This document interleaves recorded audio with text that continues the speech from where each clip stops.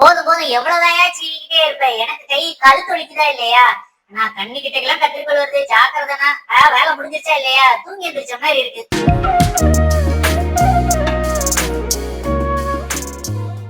வணக்கம் நண்பர்களே, நம்ம இடத்துக்கு இன்னைக்கு அழகான ஏஞ்சல் ஷிட்ஸு கூட்டிட்டு வந்திருந்தாங்க. ஸோ இந்த ஷிட்ஸு வந்து நேம்டு ஏஞ்சல்.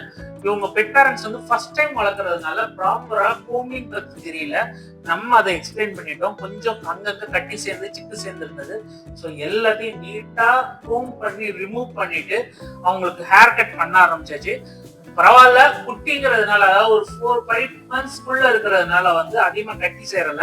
அதனால வந்து நம்ம இப்ப நல்லா குறைச்சு கட் பண்ண போறோம். இது வந்து பப்பி கட்னு சொல்லுவோம். சோ இந்த மாதிரி கட் பண்ணிட்டோம் அப்படின்னா கிட்டத்தட்ட 2 மாசத்துக்கு வந்து ஈஸி மெயின்டெனன்ஸா இருக்கும். அட்லீஸ்ட் 1.5 monthsக்கு வந்து கொஞ்சம் ஈஸியா இருக்கும். அதுக்கப்புறம் கொஞ்சம் கோம்பிங் பண்ணா கூட போதும். பட் ரெகுலரா வந்து ஃபேஸ் கிளீனிங்கிறது முக்கியம். உங்களுடைய ஷிட்ஸூஸ் எல்லாம் வச்சிருக்கீங்க அப்படின்னா கண்ணு கிட்டக்கே அந்த வாயை சுத்தி வந்து ரெகுலரா வந்து கிளீன் பண்ணிக்கிட்டே இருங்க.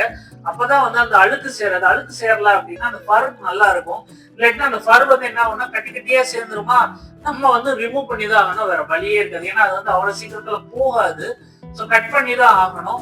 அதுக்கு வந்து என்ன டேங்கிள் ஷாம்பூ எல்லாம் போட்டாலும் அதெல்லாம் போகாது.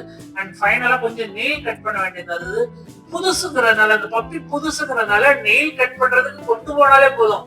உடனே கட்டிக்கிட்டு கையை உருவுறது அந்த மாதிரி பண்றதா இருந்தா அவங்க பெட் பேரண்ட்ஸ் பயந்து பயந்து எட்டி எட்டி பார்த்துட்டு இருக்காங்க. அவங்க ஒவ்வொரு எட்டி எட்டி பார்க்க இவ்வளவு ஒவ்வொருவரையும் கத்துனானே எட்டி பார்ப்பாங்கிற ஒரு நினைப்புக்கே வந்துட்டா.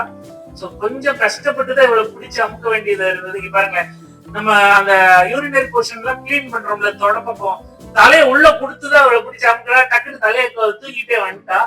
அதுக்கப்புறம் நீட்டா பார்த்து ரிமூவ் பண்ணி டெய்ல எல்லாம் கொஞ்சம் ஃபர் கம்மியா தான் இருந்தது. ஏன்னா குட்டியில என்ன கொஞ்சம் வளர டெய்ல் வேகமா வந்துடும். சோ அதை எல்லாத்தையும் நீட் பண்ணிட்டு நல்லா குளிப்பாட்ட ஆரம்பிச்சாச்சு. ஆனல் போர்ஷன்ல எல்லாம் ரொம்ப இந்த மோஷன் போன இடம் ரொம்ப மோசமா இருந்தது. சோ அதை எல்லாத்தையும் நல்லா தேய்ச்சி கழுவணும். நல்லா ஷாம்பு போட்டு டெய்லுக்கு எல்லாம் நல்லா ஷாம்பு போட்டு கண்டிஷனர் போட்டு நல்லா குளிப்பாட்டியாச்சு. குளிப்பாட்டும் போது பாத்தீங்கன்னா என்னமோ மிலிட்ரிக்கு ஆள் எடுக்கிற மாதிரி அட்டென்ஷன் அப்படியே நின்றுட்டு இருந்தா. தேய்ச்சி விடும் போது கூட அப்படியே தான் இருந்தது. நம்ம தான் தூக்கி வச்சு தேய்க்க வேண்டியதா இருந்தது. ஏன்னா ரொம்ப நேரம் நம்மளாலே பெண்ட் பண்ணி தேய்க்க முடியல. பப்பி தானே, பெருசுனா நம்ம ஈஸியா இது பண்ணிடலாம். பப்பிங்கும் போது நம்மளும் தூக்கி வச்சு நல்லா தேய்ச்சி குளிப்பாட்டி லாஸ்டா ப்ளோ ட்ரையர் நம்ம அப்படியே பயந்து ஓரமா போய் பிடிச்சிக்கிட்டே இருக்க வேண்டியது இருந்தது. அண்ட் பாத்தீங்கன்னா அழகா நம்ம ஏஞ்சல ரெடி பண்ணிட்டோம். வீட்டுக்குள்ள போக வேண்டிய நேரம் வந்துருச்சு. இந்த வீடியோ உங்களுக்கு பிடிச்சிருந்தா லைக், ஷேர், சப்ஸ்கிரைப். நம்ம அடுத்த பார்ப்போம்.